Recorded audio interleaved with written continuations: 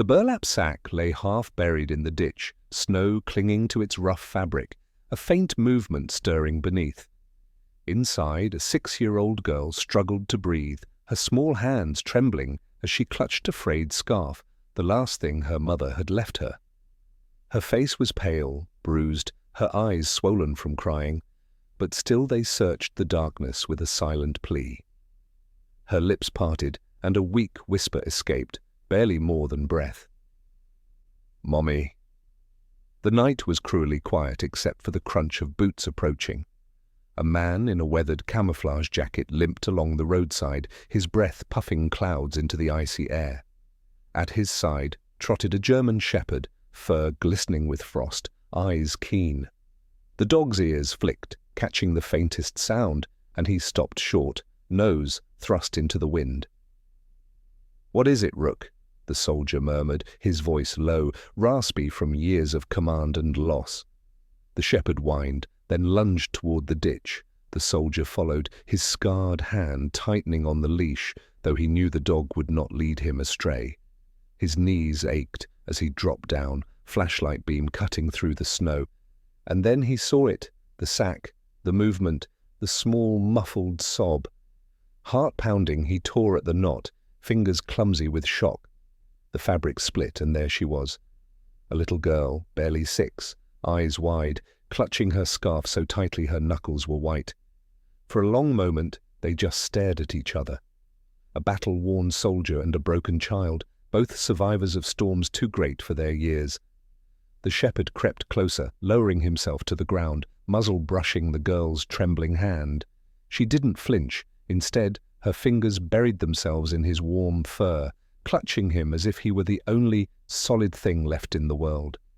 The soldier swallowed hard, pushing back memories that surged like waves, bodies in sand, comrades' cries, the hollow silence after gunfire. He steadied himself and spoke gently. "You're safe now. I've got you.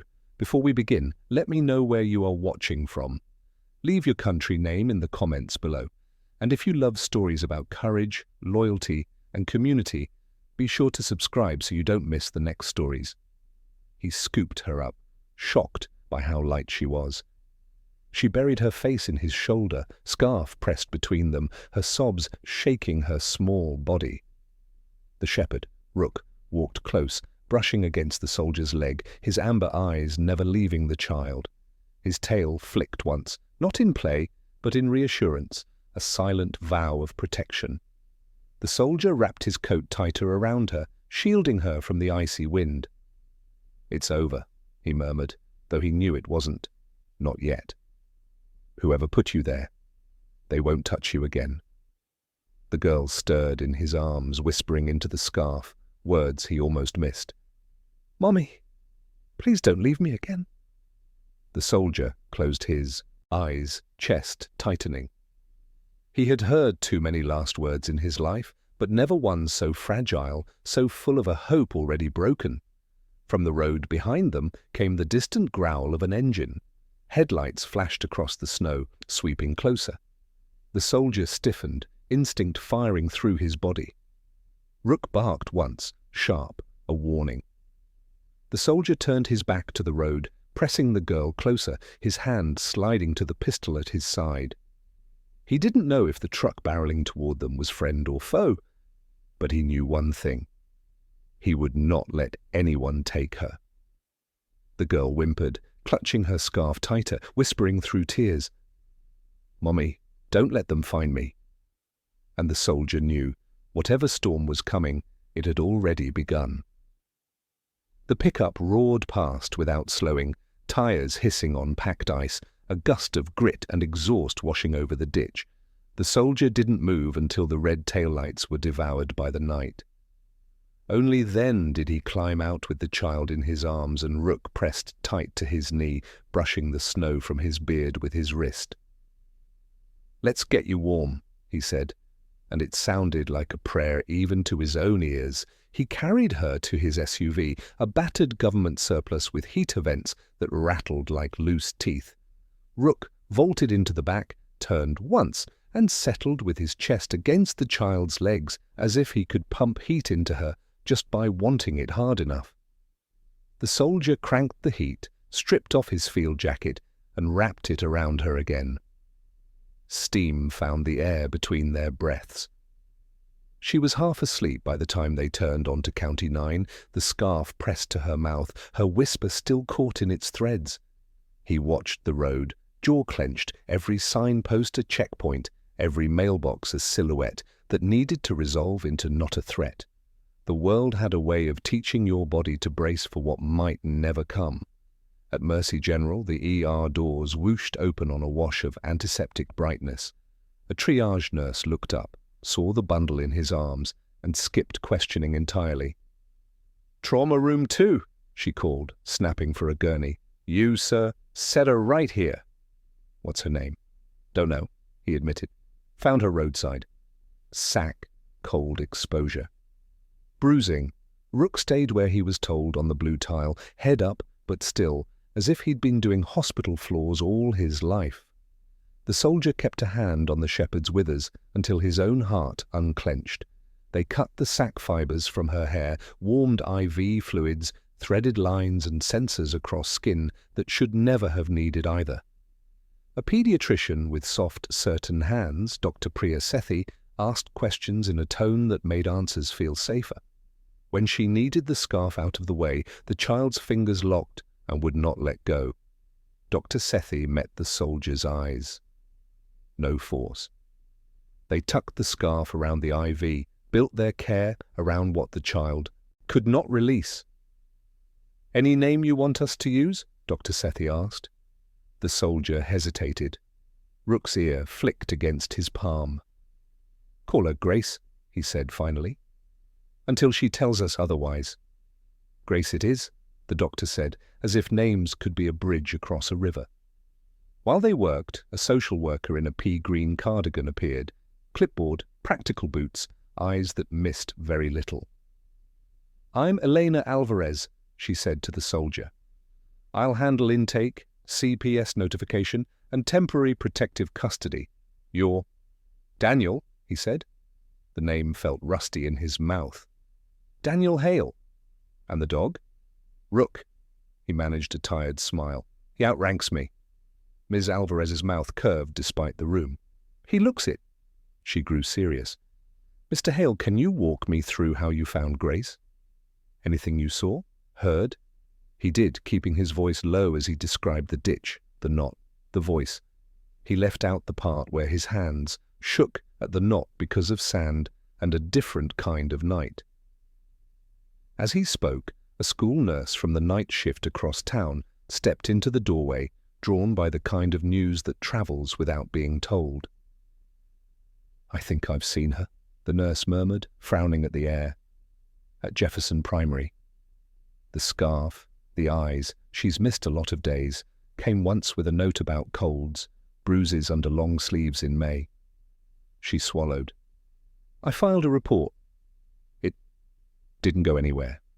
Ms. Alvarez didn't let the flinch show, but she wrote quickly.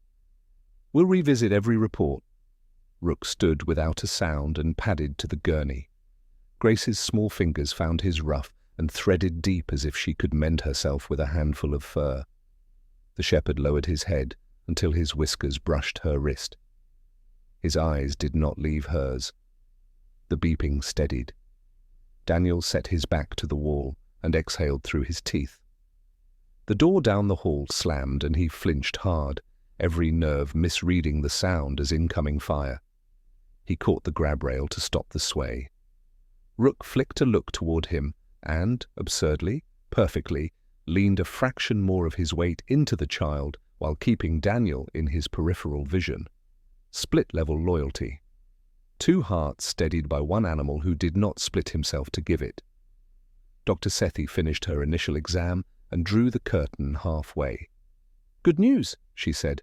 "Cold stress, but no frostnip. Bruises are in various stages of healing," her mouth compressed. "We'll document everything." She glanced at the scarf. "She wouldn't let it go?" "No," Daniel said. Dr. Sethi nodded. "Then it stays. Sometimes the body chooses its splints." She looked to Miss Alvarez. "I want a full set of photographs, a sane nurse consult, and a gentle interview when she's warmer. No push." Ms. Alvarez agreed. "I'll also call Sheriff Lyle. He'll assign a deputy to sit at the door." She paused. "In cases like this, people come looking." That prediction proved efficient. Half an hour later, a sheriff's deputy parked his boots by the door and set his hat on his knee. "Deputy Claire Ransom," she said, offering a nod to Daniel.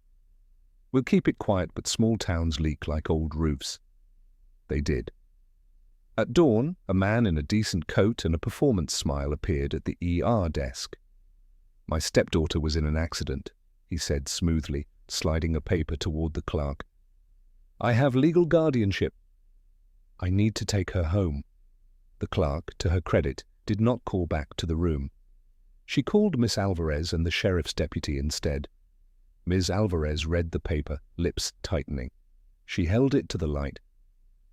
"This is a copy," she said. "We'll need the original." "It's in my car," the man said. "I didn't realize." "Fetch it," Deputy Ransom said pleasantly. "I'll walk with you." The man's eyes flicked reflexively to the exit signs, counting.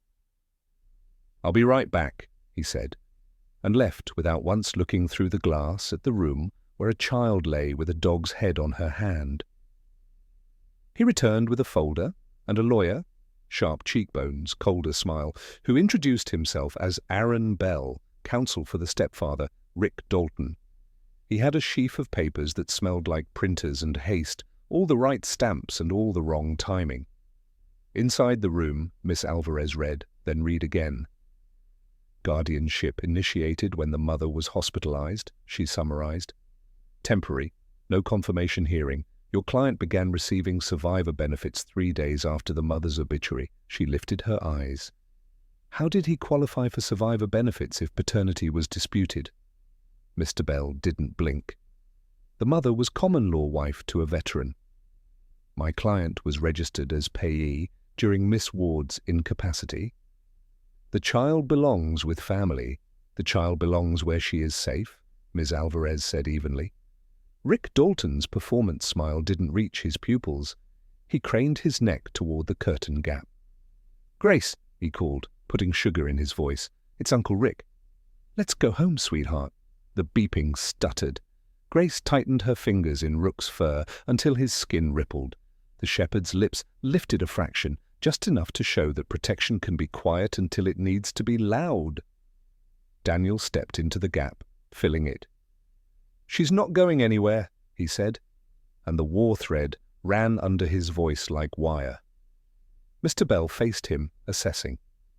"And you are?" "The man who found her in a sack," Daniel said. "The one who will testify to that in any court you can book." Deputy Ransom unfolded from her chair. "Mr. Dalton," she said, "you can submit your documents to CPS and the court. Until then, you don't cross that threshold." Mr. Bell placed a hand on his client's elbow, guiding him back. His voice stayed smooth, but his eyes sharpened. "We'll be back with an emergency order." "Bring it to the judge," Deputy Ransom said. "We'll be there first." They left with their folder and their threat. The corridor breathed again. In the quiet that followed, the elderly janitor, who had been mopping the floor 3 rooms down, leaned his mop against the wall and came no closer, but he spoke into the air as if confessing to the tiles. "That man," he said softly, "sees the girl cry outside sometimes. Never bends. The neighbor in 12B asked me once if she should call. I told her it'd be trouble. God help me, Ms. Alvarez didn't absolve him." She noted his words with the same careful pen she had used for the nurse's report. Complicity had a body count, even if it never touched a trigger. Dr. Sethi returned with a cup of warm broth and a gentleness that had more muscle in it than any shouting ever could. "Grace," she said, not too close, "do you want to try a sip?" Grace had slept, then not. Her eyes were open now and wiser than the clock admitted. She took the cup in both hands, scarf still tucked beneath the IV tape. She sipped, then blinked at the miracle of warmth. Her mouth moved. Daniel leaned in without meaning to, because sometimes you only learn a language by catching the corners of it. "Are you my bad?" she whispered to the cup. "No," Daniel said, so fiercely the words startled the air between them. He softened. No, Grace. You are nobody's bad. He nodded at the scarf. May I look? Just to make sure it's not hurting your arm. Her fingers hovered. Rook nosed her wrist lightly, a gentle "it's okay."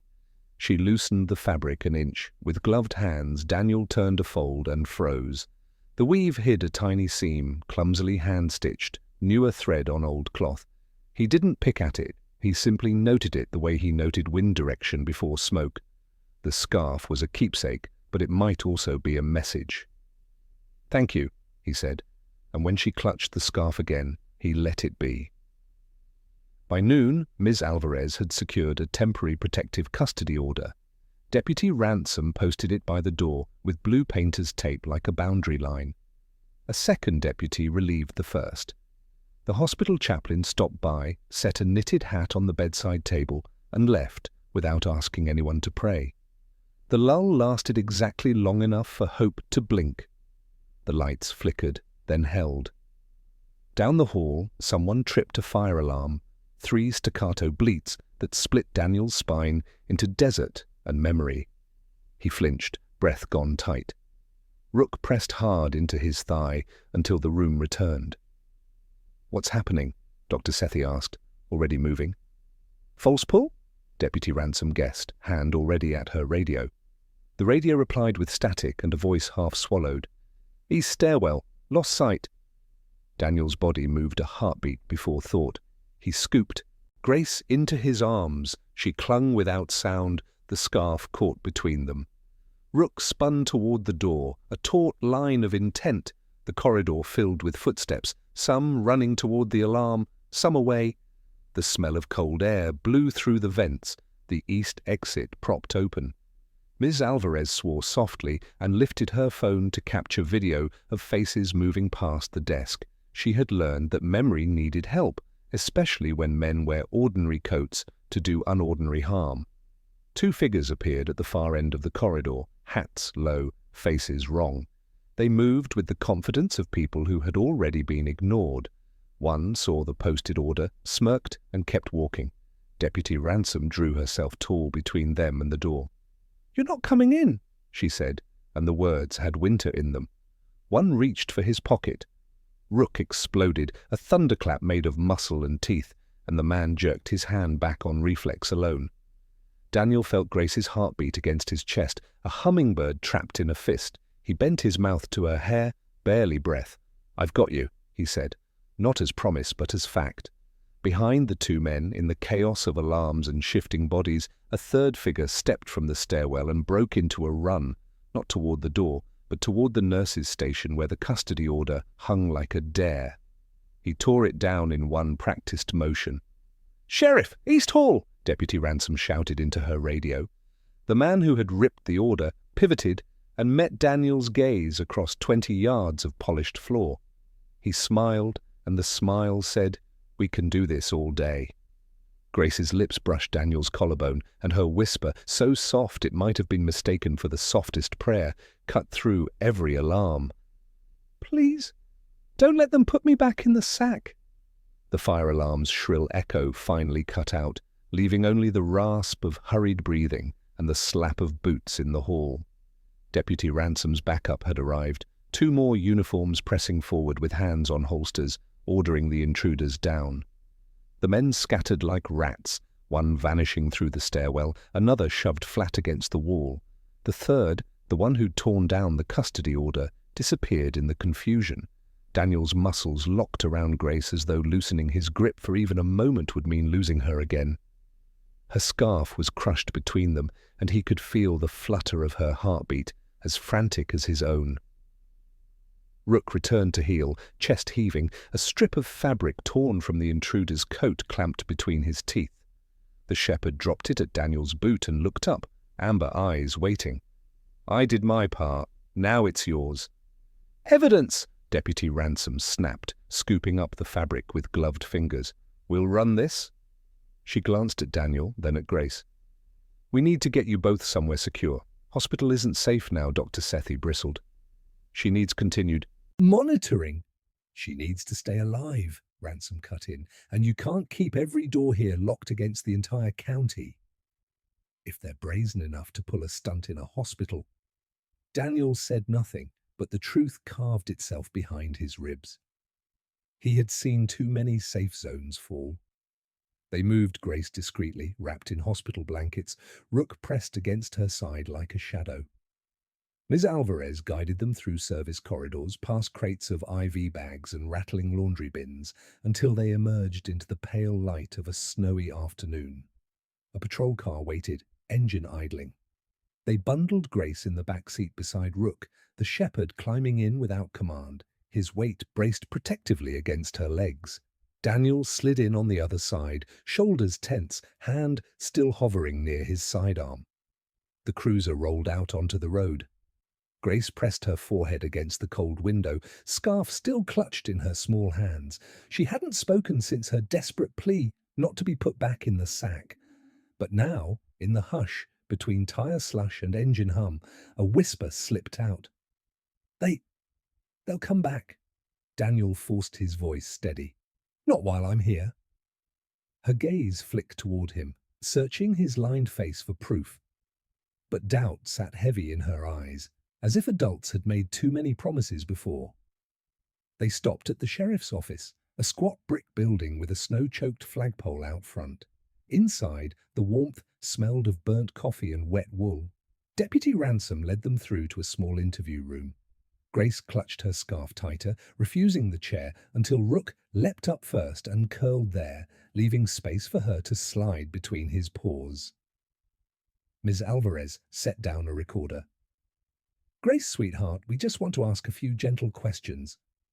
"You don't have to say anything you don't want. Can you tell us who put you in the sack?" Grace's eyes widened. Her lips parted, but no words came. She looked at Daniel instead, fingers twisting in Rook's fur.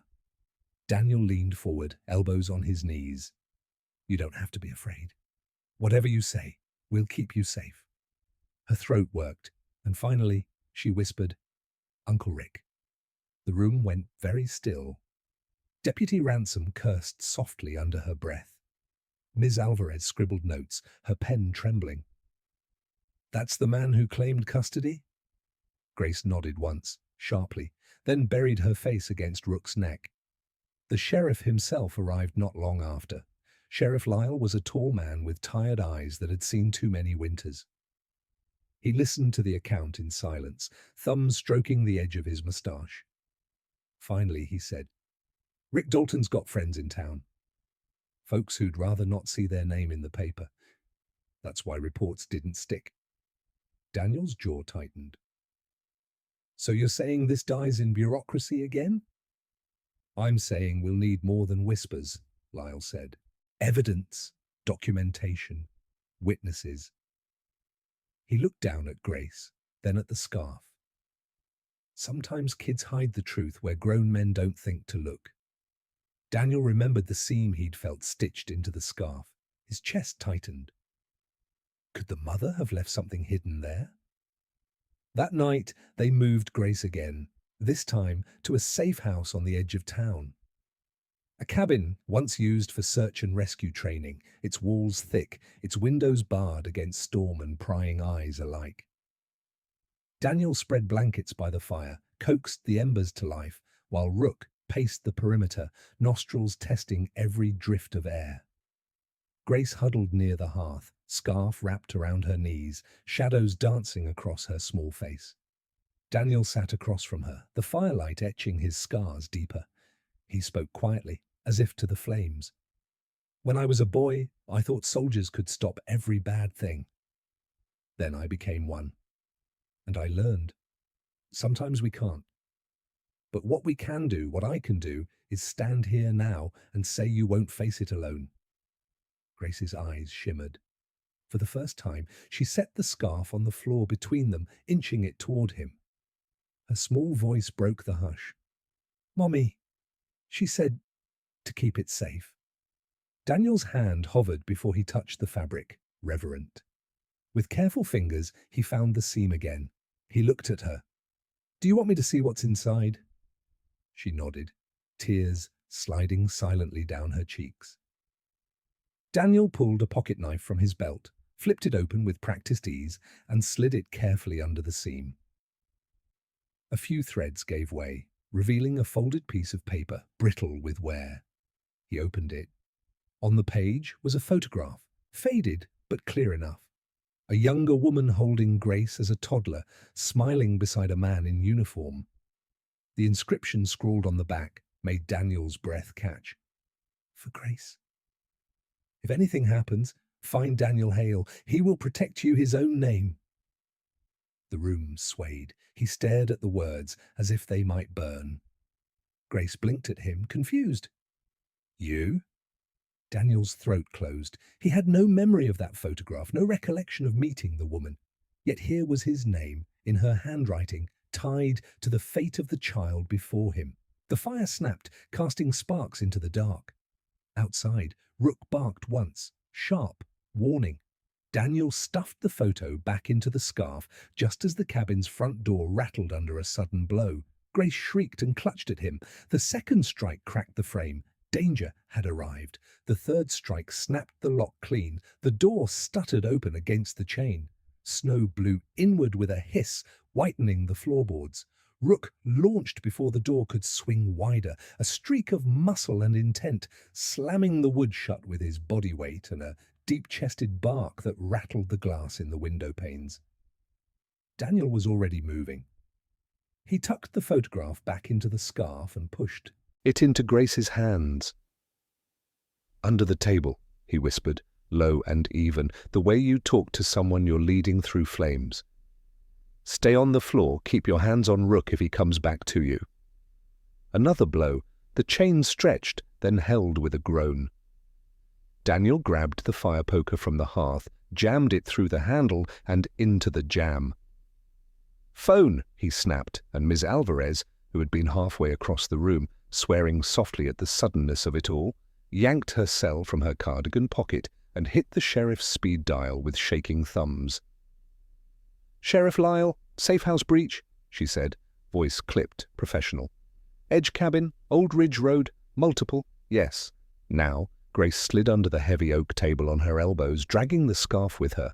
The photograph, hidden inside, pressed against her ribs like a heartbeat not her own. She curled her bare toes under her and tried not to let the wooden floor's cold climb her bones. The boards smelled like dust and pine soap. She pressed her palm flat, and the grain pressed back as if saying, I'm here. The door hit the poker vibrated. Daniel's hands vibrated too, for different reasons.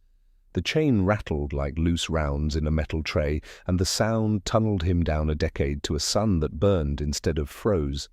He smelled cordite, heard the catastrophic sweetness of a radio, a blaring the wrong song at the wrong time, and his vision fragmented into a flicker book of 1-second pictures. A boy in a window, a woman on a curb, Rook bleeding out onto a dirt road with flies gathering in the heat. Daniel? Ms. Alvarez's voice, firm but quiet, cut through the tilt. Eyes here. He pulled his gaze off the door and found hers. The present reassembled around the edge of her calm. Rook snarled, and the sound was here now, not there then. Daniel took one long breath, then another, and the room came back into focus. A new sound joined the wind, the hum of tires on compacted snow and the hiss stomp of boots beyond the cabin windows. The attackers were spreading out. A shadow slid against the back window. Rook pivoted mid-bark, the move so practiced it looked choreographed. He stood between the window and the table without being told. Grace, Daniel called, without looking away from the door. Our plan?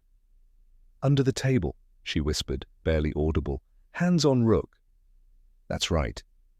Ms. Alvarez crouched by the wood stove and pulled out the ash bucket, dumping it in a straight grey line across the threshold to the back door.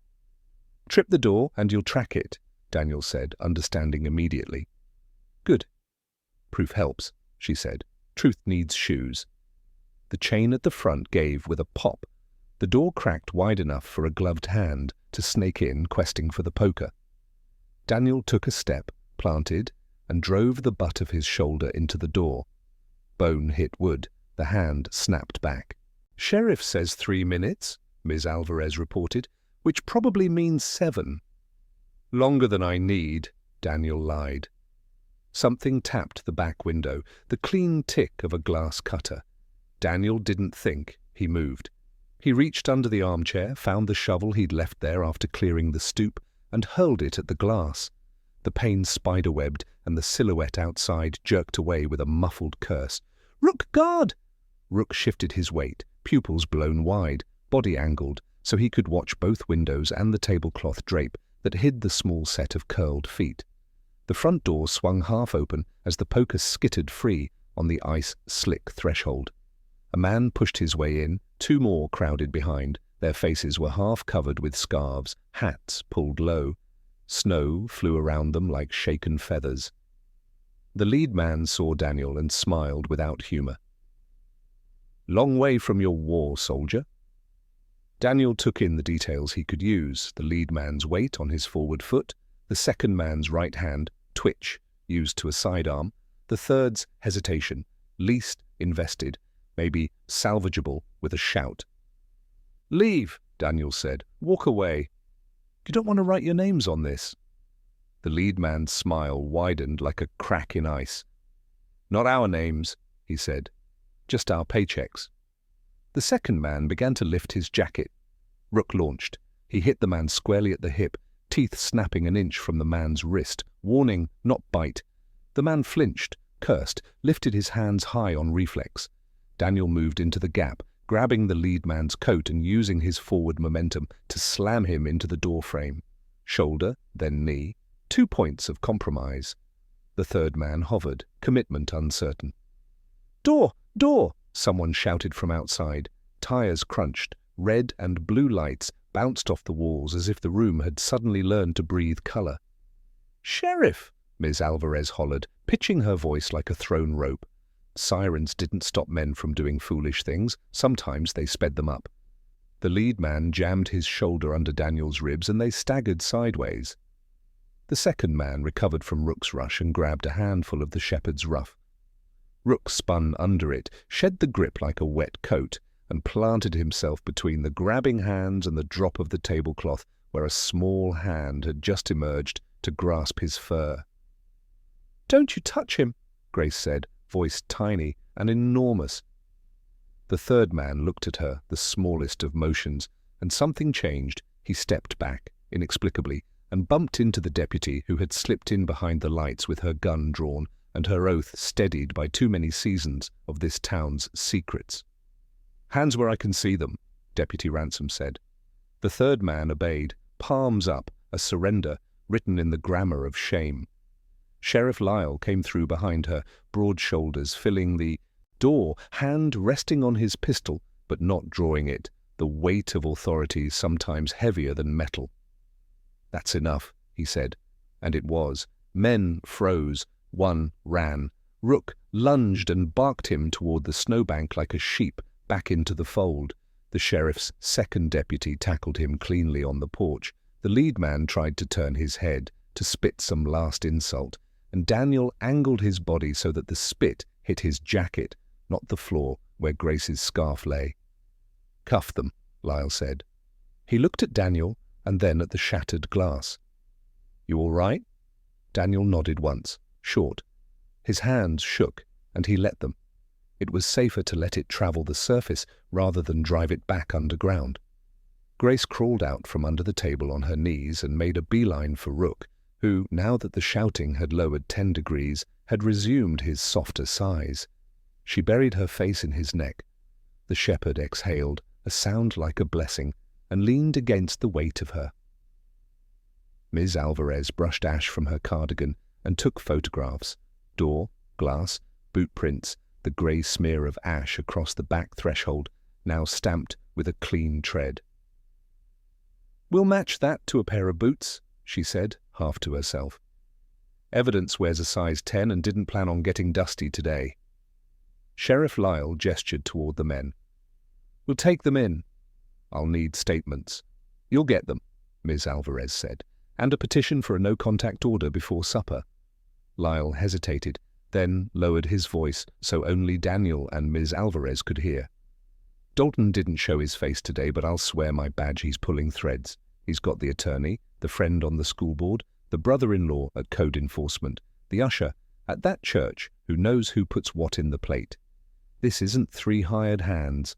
This is a net. Daniel thought of the janitor's confession, the nurse's report that went nowhere, the way the men in the hospital moved, with the gravity of already being excused. "Then we cut it," he said, "thread by thread." Lyle nodded once, satisfied by the shape of the answer, if not the certainty of it. "We'll start with the ones we have." He raised his voice. "Load them." In the bustle that followed, the creak of cuffs, the scuff of boots, Ms. Alvarez's steady naming of every item out loud as she bagged it, Grace tugged at Daniel's sleeve. She held the scarf out to him, the fold where the photograph had been hidden, now aligned to her small fists. "You," she said, with a question mark a mile wide behind the single syllable. He sat on the floorboards so their eyes were level. The flicker light made his scars look newer than they were. "I don't know how your mom knew my name," he said, truth heavy and careful. "But she did, and I'm going to honor what she asked." Grace blinked. "Mommy said you would protect me." He nodded. "I will." Rook's tail thumped once, as if to stamp the paper. Outside, the patrol cars rolled away with their cargo. The cabin sagged into a crooked quiet. Ms. Alvarez looked around at the splintered door, the wounded window. "We can't stay here," she said. "If they found this place, they'll find it again." "I'll move her to the church basement. Pastor Ames runs a shelter when the weather's bad." "Cole Ames?" Sheriff Lyle asked from the doorway. "He'll open the doors." Daniel watched ash fall from the bent poker to the floor, tiny grey flecks that looked like distant cities. Something in his gut prodded, an old itch where instinct kept its nails. "We go through the station first," he said, "then the church. Rotate vehicles, watch our tails."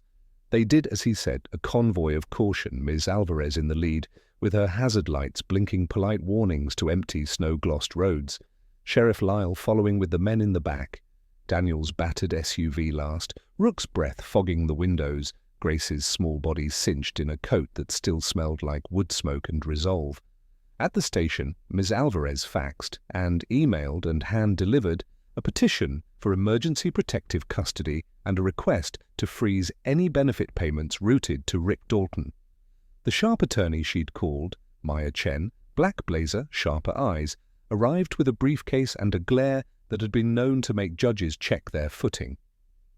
"Fraud, endangerment, attempted kidnapping," Maya said, stacking forms.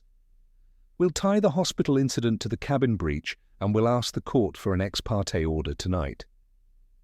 "Bell will be there for Dalton," Lyle said. "Then he can enjoy watching the court clerk prioritize my filing," Maya replied, unsmiling. "I brought muffins once." The goodwill lasts a decade. Grace stood by the vending machine with Rook's head under her hand, watching the red coils hold candy bars like coiled snakes guarding treasure. She didn't ask for one.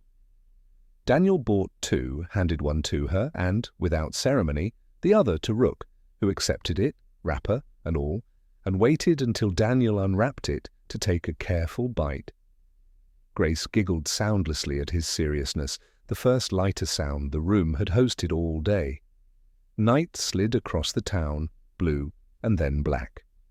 The church sat at the edge of Main, a brick A-frame with stained glass that looked like pinned butterflies in daylight and like dark water at night. Pastor Cole Ames had unlocked the basement and turned on the heaters. The smell of coffee and old hymnals drifted up the stairwell. "Daniel Hale," the pastor said, shaking his hand in a grip that was warm and practiced. "Helena."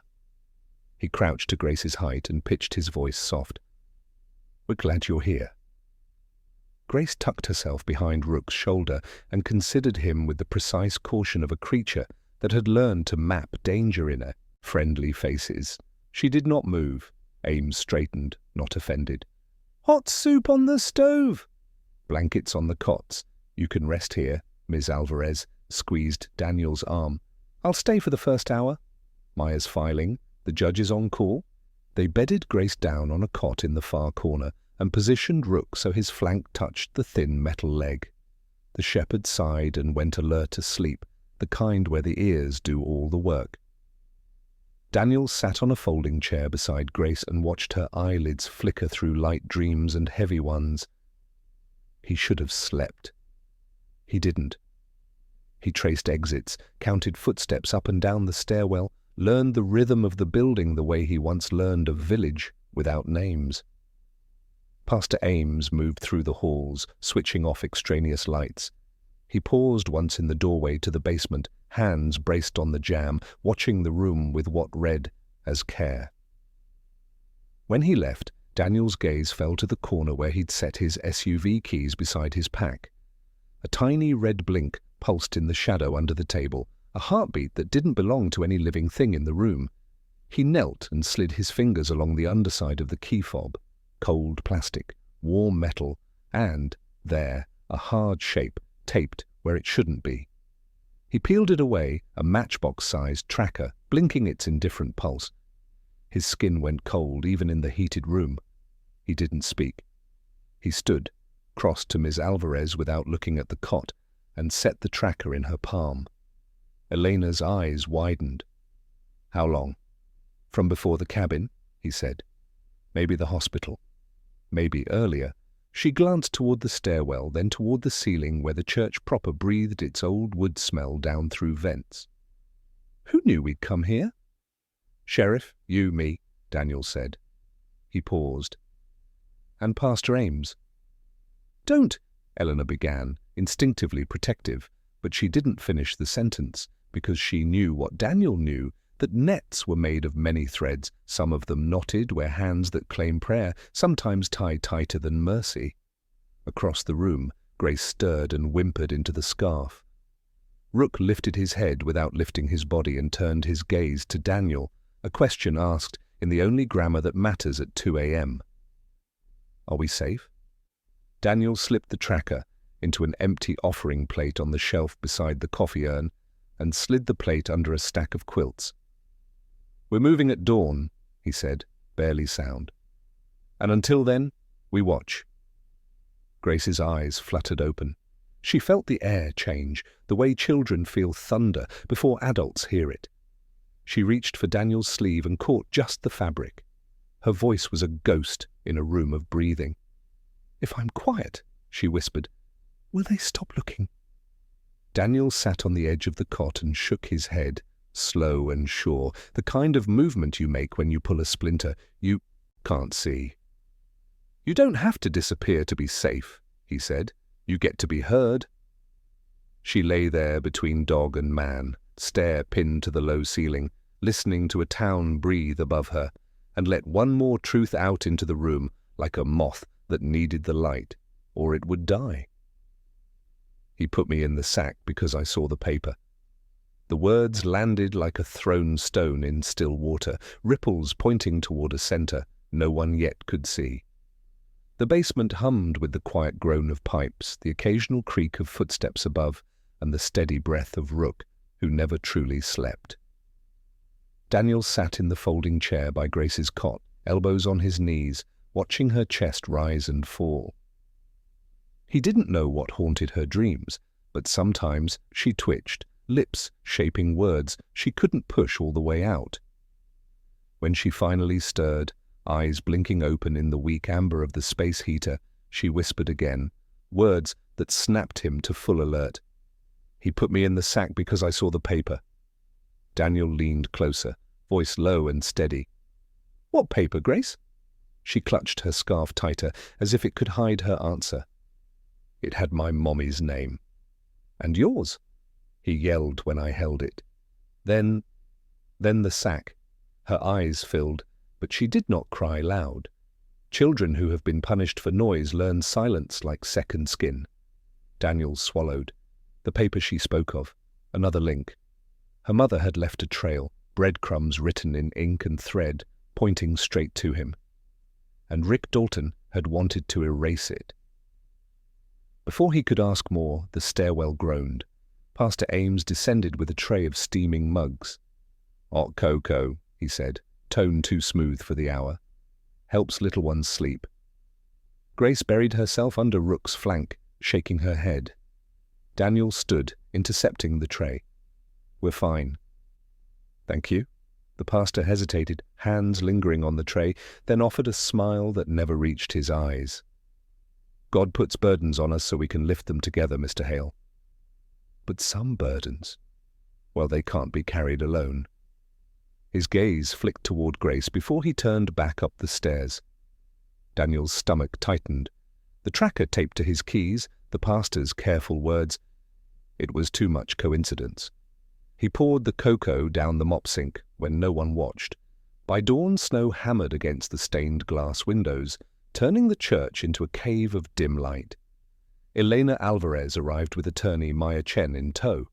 Maya's heels clicked like hammers on the tile, briefcase slamming onto a table. "Emergency hearing in 2 hours," she announced. "Dalton's counsel filed overnight, requesting immediate custody transfer." "We beat them there, or we lose her." Grace whimpered at the words, "Lose her." Rook pressed his head against her side until the tremble steadied. Daniel crouched, eyes level with Grace's. "We're going to court to make sure you're safe.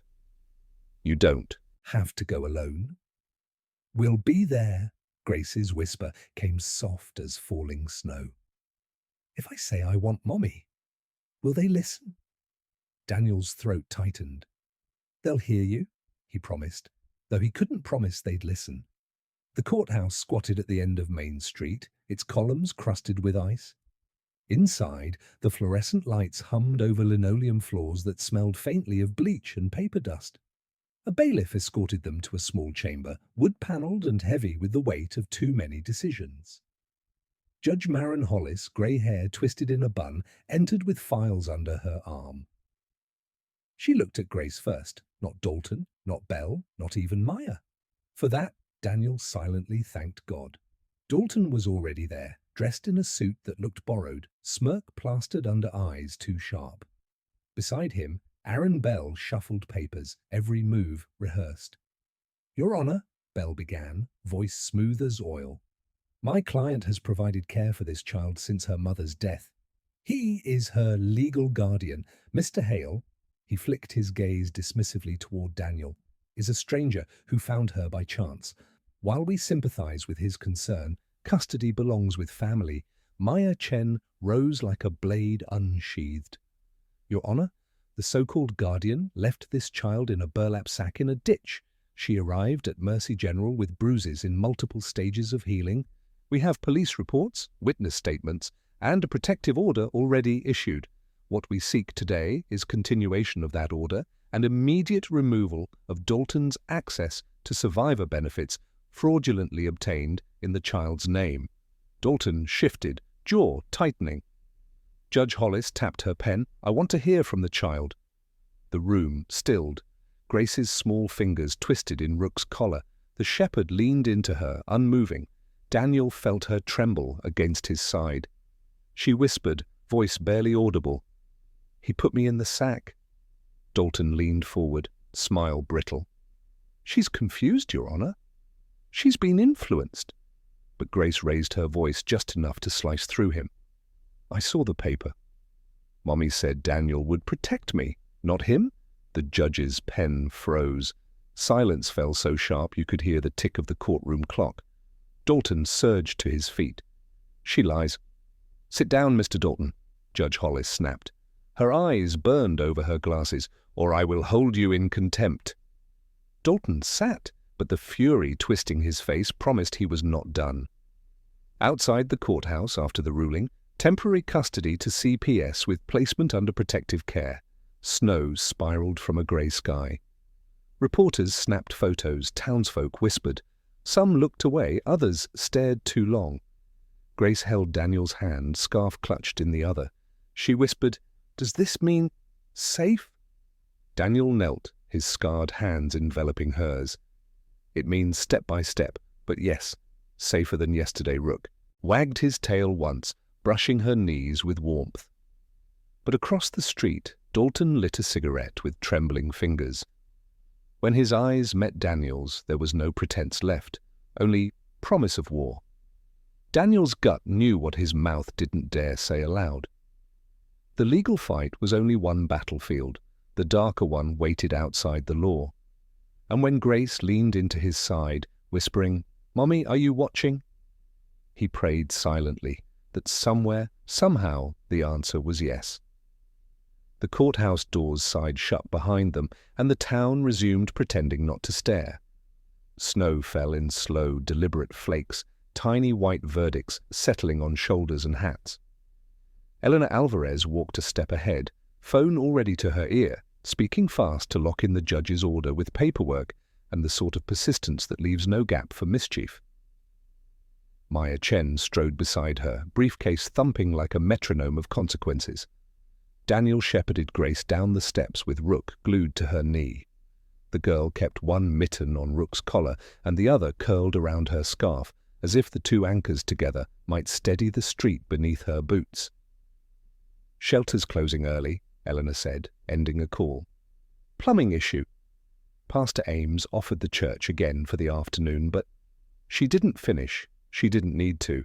"We don't go back," Daniel said. "We move. Rotate spots until we know who's feeding info."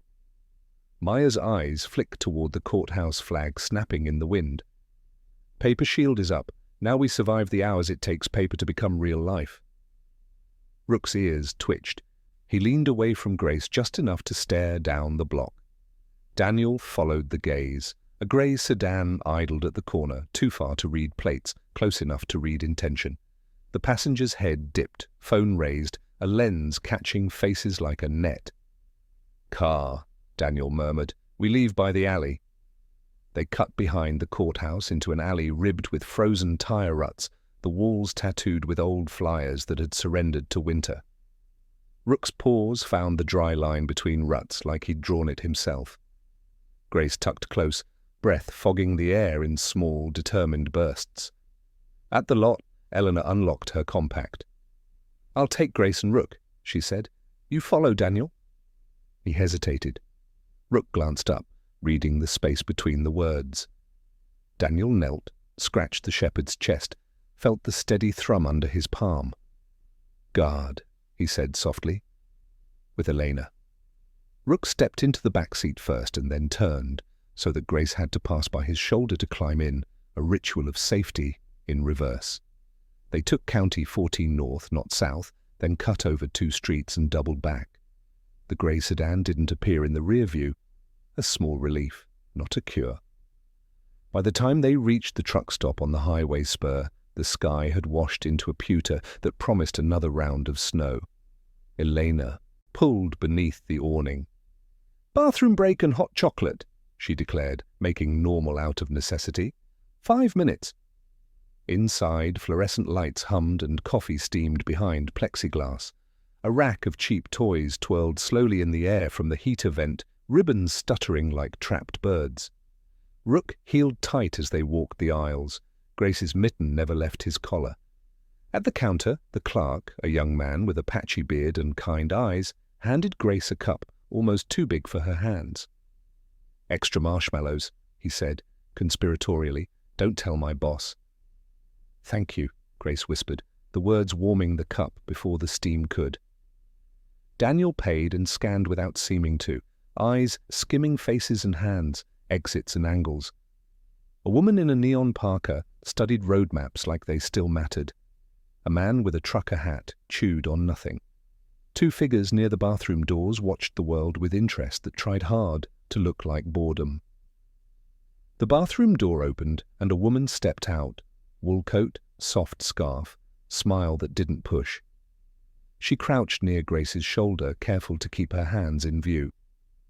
"Pretty dog," she said. "Is he yours?" Grace shook her head once, tight. "He's Rook." As if the name itself were ownership enough. "He looks like a hero," the woman said gently. Then to Elena, "I'm a nurse at Mercy. Saw you yesterday, the little one. I brought these." She lifted a tote, showed socks and a knit hat, a small pack of crayons in blistered plastic. Kindness could still exist, even on days like this. Daniel allowed his grip on skepticism to loosen a notch. They thanked her. The woman smiled, waved, walked past the lottery tickets, then changed direction so narrowly that Daniel's breath paused. She headed toward a side door marked "Employees Only" and slipped through without a glance back. Rook's head lifted. He caught a scent, a sliver, a whisper, and his body translated it into motion. He looked at Daniel, a tight, electric query. "Now?" Daniel's hand brushed Grace's shoulder. "Stay by Elena," he said. The words were calm. The air was not. He followed the woman into the corridor. It smelled of fry oil and cold air. A steel door stood ajar to the loading dock, a rectangle of afternoon light losing its fight with winter. He stepped through and found nothing but pallets and steam, his breath fogging like testimony. Footprints, 2 sets, stamped the light dusting of fresh snow at the threshold, the nurse's boots and a heavier tread. He reached the top step. The needle of instinct pricked. He pivoted right as a figure rose from the blind spot, hood up, face scarfed, one gloved hand already grabbing. Daniel took the hit on the shoulder, rolled with it, slammed the attacker into the rail. The man twisted, quick and practiced. A second shape moved at his periphery, low and fast. Rook. The shepherd hit the second figure square, teeth flashing inches from the man's wrist. The man recoiled, lost footing, skidded down the 2 concrete steps, caught himself on the door jamb. He sprang up with a hiss, shoved hard, and sprinted for the far end of the dock. "Daniel!" Eleanor's voice behind him. He turned. Too late. The nurse had scooped Grace by the armpits from behind, cup flying, marshmallows arcing white as snow. Grace kicked, a soft cry tearing free. Rook spun mid-stride, but the real danger came from the left, the first man lunging, a forearm bar aimed at Daniel's throat.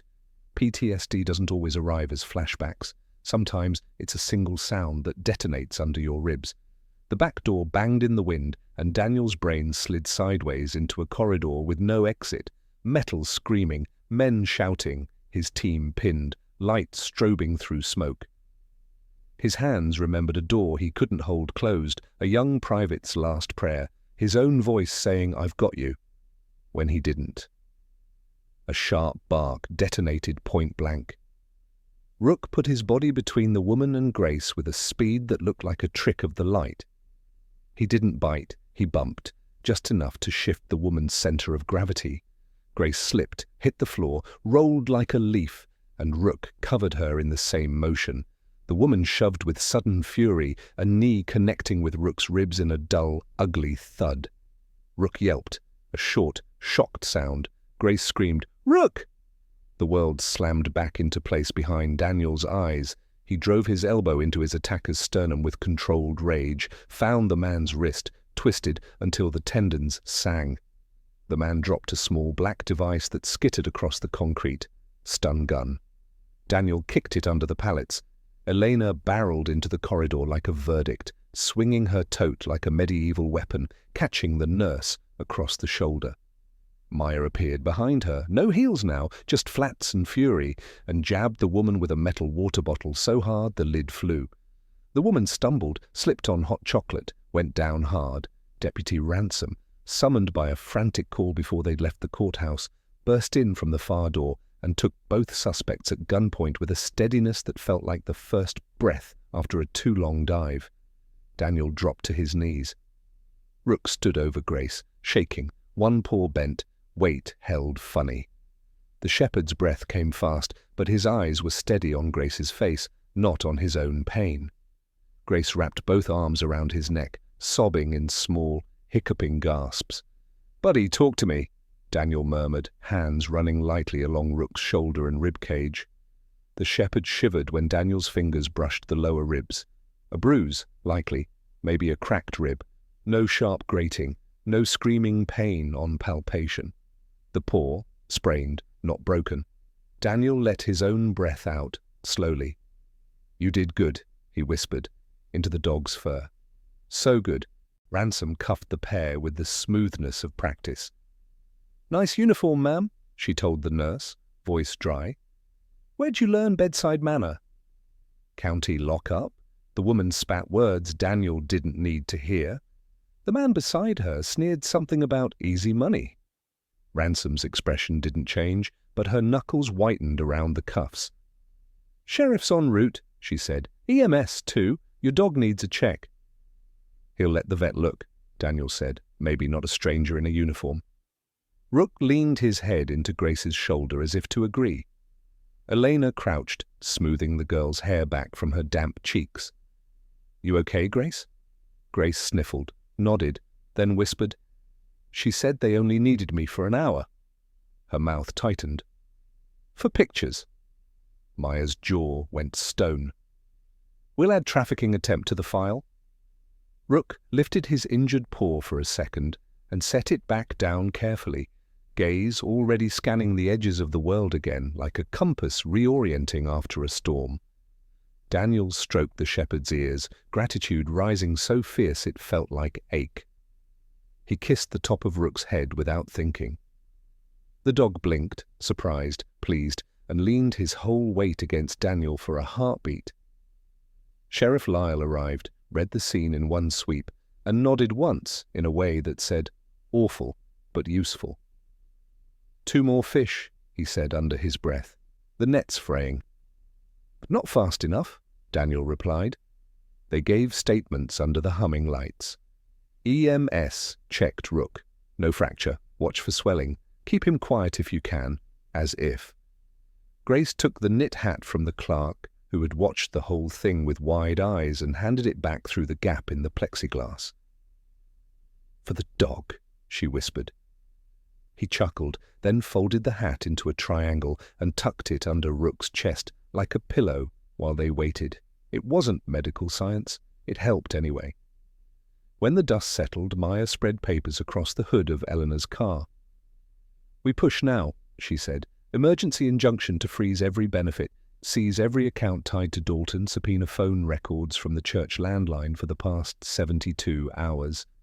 Pastor Ames gets to explain who he's been blessing by telephone." Elena's pen scratched a list. "And the paper Grace saw." "We need it." Grace had been quiet, wiped out quiet, the kind that follows adrenaline like a shadow. Now she tugged at Daniel's sleeve. "It was in the drawer by the big chair," she said. "At the house. The one with the window that doesn't open. He put it there and said I couldn't touch. But Mummy said your name. So I looked. The red-handled drawer?" Elena asked gently. Grace nodded. "It sticks." Daniel looked to Lyle. "Search warrant." The sheriff nodded. "Already drafting." They found a motel for the next stretch. 3 rooms, side by side on the back. Row, doors facing the ploughed berm, as if trying to keep their secrets from the highway. Elena took the end room with Grace and Rook, Maya the next, Daniel the third. They propped the connecting doors open with their shoes. Rook limped only slightly now, stiff but game. He refused the second bed and heaved himself down across the threshold between rooms so he could watch both directions at once. Grace lay on top of her blanket, hat on, scarf under her cheek like a pillow. Her eyes stayed open, shining in the dim lamplight. "Can't sleep?" Daniel asked from the chair by the window. He kept the curtain cracked a finger's width, eyes on the parking lot. Grace shook her head. "If I sleep, I can't listen." "For what?" "For Mommy." She closed her eyes and whispered into the scarf, a sound so soft the room had to lean in to hear it. "If I'm good, will they stop?" Daniel stood and sat on the edge of her bed. He didn't tell her yes. He had made that mistake in younger days, thinking hope must wear certainty to count. He let his hand rest, light as snow, on the blanket near her shoulder. "You don't have to be anything but you," he said. "They stop because we make them." Her eyes opened. They were so old and so young that Daniel felt something in his chest rearrange to make space for both truths at once.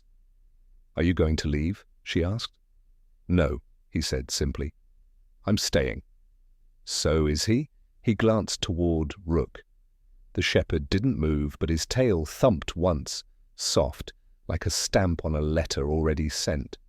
From the parking lot, a car door thunked shut. Daniel's hand went to the weapon on the nightstand. He held still. The footsteps didn't approach. A door opened 2 rooms down, closed. A nightly life, not a threat. He exhaled. Grace finally blinked, long and slow. The space heater clicked. Rook sighed. Elena turned a page of a file on the other bed as gently as a prayer. When sleep finally took Grace, her lips moved once more, shaping a word the room had learned to hold with tenderness. Mommy.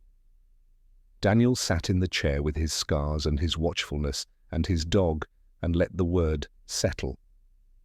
He didn't try to shoo grief away. He made it a place to sit.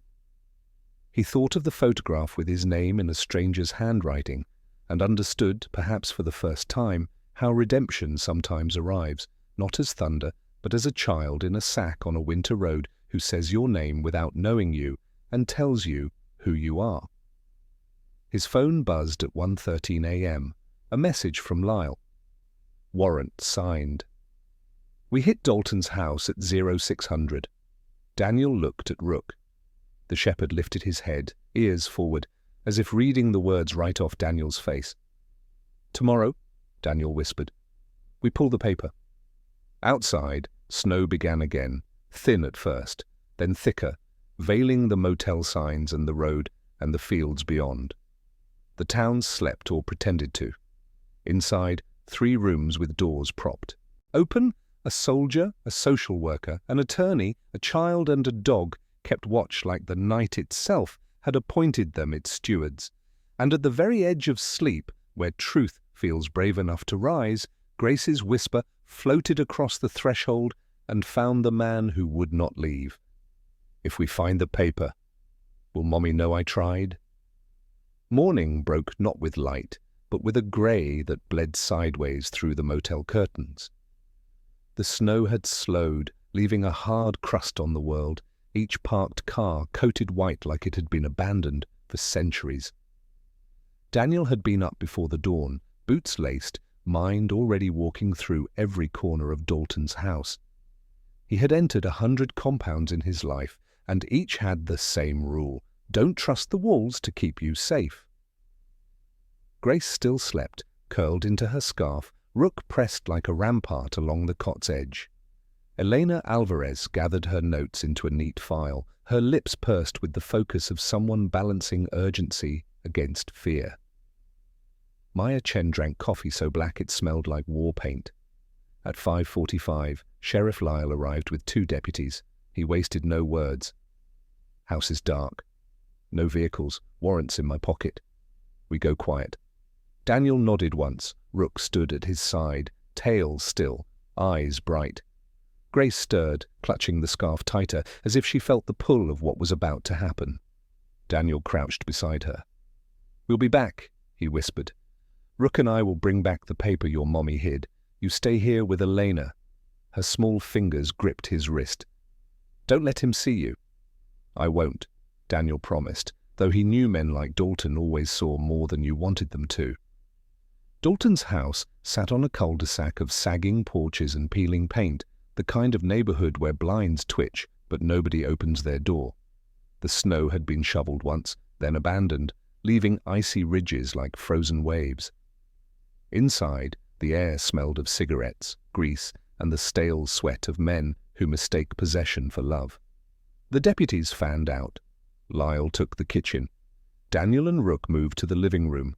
The chair Grace had described stood against the wall, red-handled drawer catching the dull light.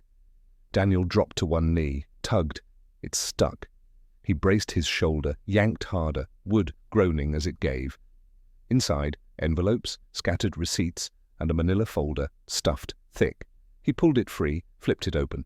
Birth certificate, death certificate, VA benefit applications, some with Dalton's name where it never belonged. And then another photo. Grace's mother again, younger, smiling. On the back, scrawled in the same hand, if he comes, trust Daniel Hale. He will not fail you. Daniel's breath caught. Rook nosed his hand, grounding him. A floorboard creaked overhead. Daniel froze. The deputies were on the main level. Lyle was in the kitchen. That sound had come from upstairs. He signaled Rook low, pointed toward the staircase. The shepherd went first, weight light on each tread, ears sharp. Daniel followed, pistol steady. At the top, a door stood ajar. Inside, a man waited. Dalton, eyes red, smile crooked. "Looking for souvenirs, soldier?" Daniel raised the pistol. "You're done. Benefits, fraud, everything. You put her in a sack. That ends today." Dalton chuckled, a sound like ice breaking. "Ends? You think paper will stop me? Half this town cashes my checks. You're not saving her. You're just painting a bigger target." Behind him, something hissed, propane leaking. A small camping tank lay open, flame licking near the curtain. Daniel's stomach dropped. "Sheriff!" he barked, but the word was drowned by Dalton's snarl. "If I lose her, nobody gets her!" He kicked the tank, flame kissing the spill. The room ignited in a roar. Rook lunged, knocking Daniel sideways as the window shattered with the force of heat. Daniel hit the floor hard, ears ringing. He rolled, saw Dalton already gone through the back stair, shadow melting into smoke. "Out!" Daniel coughed, grabbing Rook's collar, dragging him toward the hall. The shepherd's fur singed at the tips, but his body held steady, guiding Daniel as much as being guided. Downstairs, Lyle and the deputies shouted, corralling civilians out into the snow as flames chewed through the upstairs walls. Daniel staggered through the front door, folder still clutched to his chest. Grace stood by Elena's car across the street, Rook's absence tearing a cry from her throat.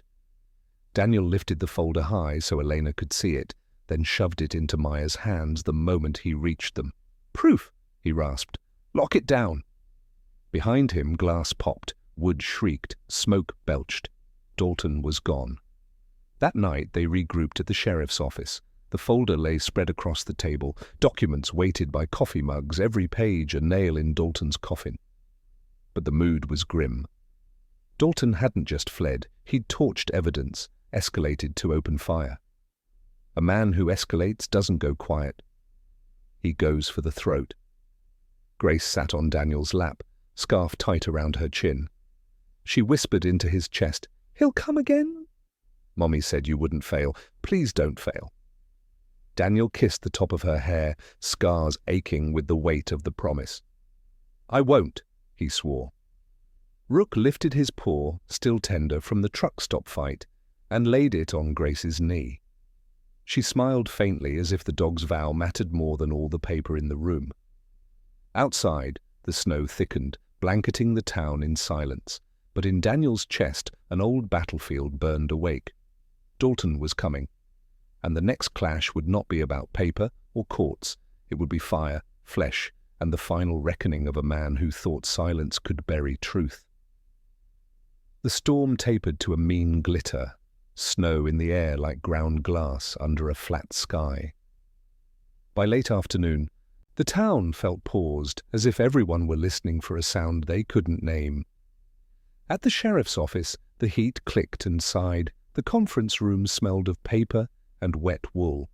Maya finished photographing each page of the folder and slid the originals into an evidence envelope. Elena logged the chain of custody with neat, relentless handwriting. Grace sat cross-legged on a chair, scarf nestled under her chin, Rook's head balanced on her knees. Daniel hovered near the window, shoulders tight, eyes on the street. He had the particular stillness of a man bracing for impact and praying for wisdom at the same time. Sheriff Lyle set down a steaming mug as if it were a truce. "We got a ping on Dalton's truck," he said. "Gas station footage at the South Spur, then nothing. He's running thin. Men like him get sloppy when the money stops moving." Maya tapped a screen. The judge signed the freeze orders. Benefits stopped. Accounts flagged. Bell just filed some bluster, but he's losing altitude, Elena added, and the emergency placement hearing for long-term guardianship is in 72 hours. "We'll be ready." Grace ran her fingers through Rook's fur, slow, methodical, counting breaths. "Will it be finished?" she whispered. Daniel came away from the glass and crouched level with her. "We're almost there," he said. "Paper's catching up." He glanced at Lyle, who understood the unspoken part. Paper is a shield, not armor. The radio on the sheriff's belt sputtered. "Unit 2, reports of smoke at St. Mark's. Basement alarm tripped. Possible electrical. All the air left the room. St. Mark's, the place where Grace had slept under quilts, while a tracker blinked in the shadows. Lyle was already moving. "Roll!" he snapped. Deputies scrambled. Elena grabbed her bag, Maya her briefcase, Daniel his coat and the girl. Rook stood before the thought could fully form. They hit Maine fast. Smoke lifted from the church roof like a grey flag. Sirens keened from 2 directions. A handful of neighbours clumped on the sidewalk, hoods up, eyes wide. Pastor Cole Ames stood near the steps, hands fluttering, words spilling. "Faulty heater, I smelled, called it in, praise God no one inside."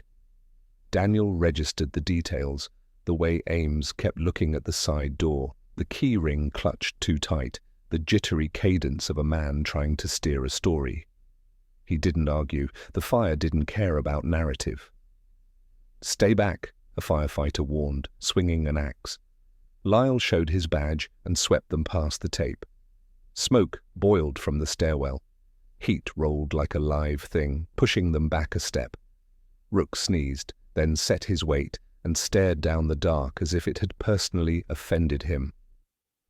"Grace," Elena said gently, "you stay with me." Grace nodded, but her eyes locked to Daniel's. She didn't say don't go, she didn't have to. He put a hand to the shepherd's shoulder. "With me," he said. Rook was already moving by the time the words cooled. They descended into the basement in a crouch, skimming the wall where the air thinned. Smoke clawed their throats, heat slashed at their faces. The door to the sleeping room stood open. Flames licked a blanket pile like feral cats, but the cots were empty. No bodies, no coughing figures. The space where Grace had slept was a blackened rectangle, the outline of safety reduced to char. "What are we even looking for?" a firefighter shouted through his mask. "Evidence," Daniel called back, voice rough. "And the way out he used." Rook moved like a memory of light, nose sifting the heat. He stopped near the coffee shelf, pawed at the stack of quilts, then thrust his head under and emerged with a small char-smudged disc clamped in his teeth. The tracker, melted at the edge but still recognizable. He dropped it into Daniel's palm. "Good boy," Daniel rasped. The shape under the quilts, where Daniel had hidden the thing, was collapsed. Someone had known exactly where to jam a match to make a point. They followed the shepherd to the side hall. A window had been levered out of its frame, footprints tracked soot across the sill into the snow, fresh, sloppy. "Out and gone," Lyle said behind them. He torched his own threads. Not all. Rook's nose lifted, then arrowed toward the exit, pulling Daniel up the steps into evening air that tasted like pennies. The shepherd swung right, hauling toward the alley.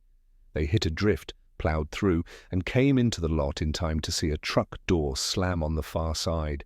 Dalton's frame in silhouette, the engine coughing into life. "Sheriff!" Daniel barked, sprinting. Lyle's cruiser screamed around the corner, blocking the exit. Dalton spun the wheel, fishtailed, overcorrected, bounced off the berm. The truck lurched and died. Dalton exploded from the driver's side like a bad idea made flesh and ran toward the footbridge over the half-frozen creek. Daniel ran without thinking, Rook at his knee. Breath burned, snow squealed, the bridge groaned under winter's weight and the ghosts of bad plans. Dalton reached the middle and turned, chest heaving, eyes lit with a mean light. "You think paper beats me?" he spat. "You think a dog and a broken soldier change how the world works?" "Not the world," Daniel said, forcing his voice level, forcing the tremor in his hands to do something useful, wrap around the railing, ground his body. "Just this part of it." Dalton's gaze snapped past him. Over Daniel's shoulder, Eleanor and Maya had come into view with Grace, who had slipped from Elena's hand and taken 2 steps onto the snow-crusted planks before Eleanor grabbed her again. Rook's ears flattened, a warning captured in fur. Dalton saw the child and something ugly brightened. He reached into his coat. Daniel drew. And then it broke him. The sound. A slamming door across the street, just a door, just a bang, ripped open the trapdoor in his skull. For one ruinous second, the bridge was a corridor of fire, and he was nowhere, the air full of metal, a boy screaming for a mother who would never arrive. The pistol in Daniel's hand became weightless and heavy. His hands stuttered around it like learning a new language badly. Dalton's smile widened. The briefest advantage. He surged forward. Rook moved. The shepherd launched, with a sound pulled from some deep well of refusal. He didn't go for Dalton's throat. He hit his forearm, hard, the way he'd been trained, snapping tendon enough to make a weapon clatter. The gun spun, slid, went under the rail, and dropped through a ripped pocket of ice into the black water below. Dalton howled, raked at the dog. Rook took a glancing kick, stumbled, scrambled, found purchase on the slick boards. Daniel blinked hard, dragged the present back, and stepped into the space Rook had purchased with his body. He didn't shoot. He lowered the gun, breath steady, and said, "It's over." "I decide when it's over." Dalton snarled and lunged, not for Daniel this time, but for the rail. He grabbed the top board, levered hard, and the compromised beam snapped like a bone. The bridge shuddered. Dalton lost his footing and slammed sideways, one leg plunging through splintered wood, the rest of him teetering over water that looked solid until you fell into it. He scrabbled, cursing, clawing at ice. Daniel holstered, lunged, caught a fistful of coat. For a terrifying second he saw two paths, let go and end it, or hold on and be the man in Grace's mother's script. His shoulder screamed, his scars did too. "Take my hand," he shouted. Dalton stared up at him, hatred and a flicker of naked fear colliding in his face.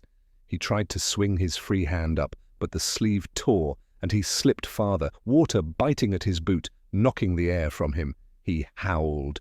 Rook hooked his front paws against a beam and heaved, adding his weight to Daniel's.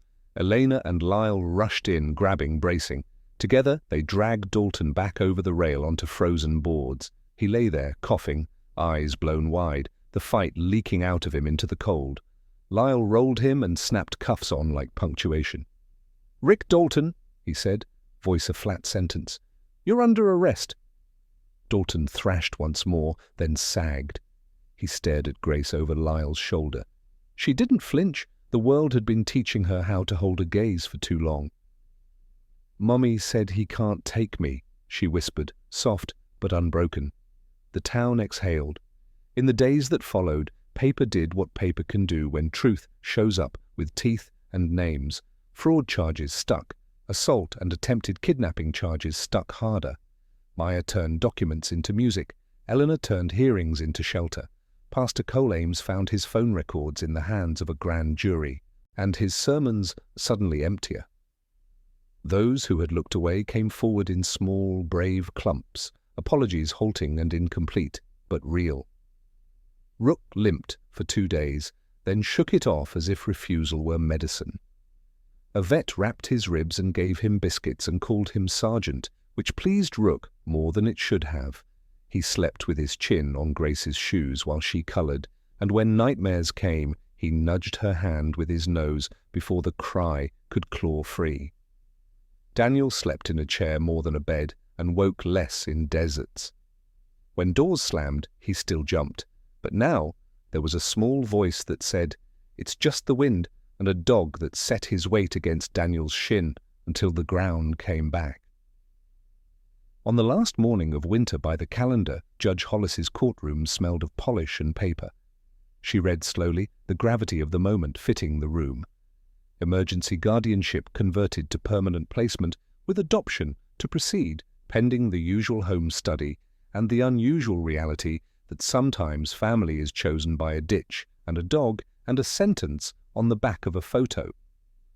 "Mr. Hale," she said, eyes softening a fraction. "Are you willing to be this child's home?" Daniel didn't trust his voice. He nodded. "Yes," he managed. "And Grace," the judge asked, "is this what you want?" Grace stood on her chair to see over the rail. Rook stood because she stood. She looked at Daniel's scarred hands on the table, at his steady shoulders, at the shepherd's watching eyes, and then at the scarf wrapped neat around her own throat. The same scarf that had hidden a photo with a stranger's name that turned out to be a map to her future. I want him, she said, pointing to Daniel, then to Rook. Both. The judge's mouth tugged into a smile that tried very hard not to be a smile. Then both it is. Outside the courthouse, the snow was finally giving up its grip on the curbs. Patches of brown grass showed like old memory turning into new ground. The town moved around them, slower than the news, faster than doubt. Back at the cabin, repaired door, new locks, a coat of paint that smelled like beginning, Elena and Maya hung a picture over the mantel. The faded photograph of Grace's mother holding a toddler and smiling beside a man in uniform, and next to it, a newly taken photo. Grace between Daniel and Rook on the courthouse steps, winter sun in their eyes, a future in their posture. Pastor Ames came by once with a letter and tears. He confessed more than he evaded. Daniel listened, not to absolve, he couldn't, but because listening is what you do when you are trying to live in a town that has to learn itself again. Elena accepted the letter into evidence with that relentless pen and, later, into the kind of forgiveness that looks like boundaries, stronger than doors. That night, they sat in front of a fire that sounded like relief. Rook snored in a way that suggested contentment more than age.